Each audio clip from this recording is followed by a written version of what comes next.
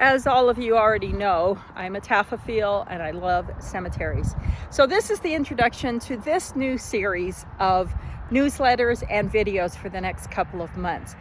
Not just about cemeteries, but specifically walking in the footsteps of your ancestors. Over the next 8 weeks or so, we're going to be talking about different ways that you can do that, specifically if you have a desire to travel to where your ancestors lived. I'm going to call it travel hacks for a great family history vacation. And all these are going to lead up to Roots Tech, which is the first part of March, where there's going to be some amazing workshops and classes that you can access either in person in Salt Lake City or online, and many of them are free.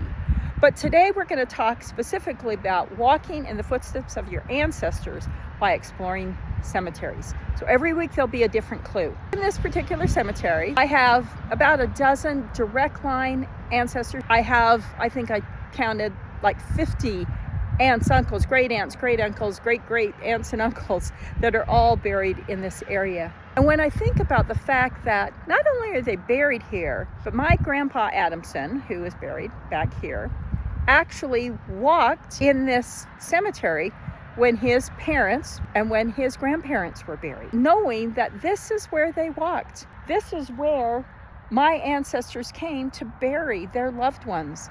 And there's something really significant about that.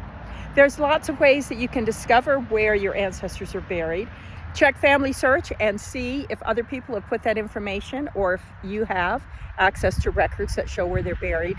And Family Search has a great feature, and I'll put that in the newsletter, how to access it, where you can actually look up a particular cemetery and it will tell you everyone that's buried in that cemetery. So access that, walk through the cemetery and walk where your ancestors walked by visiting cemeteries of your loved ones.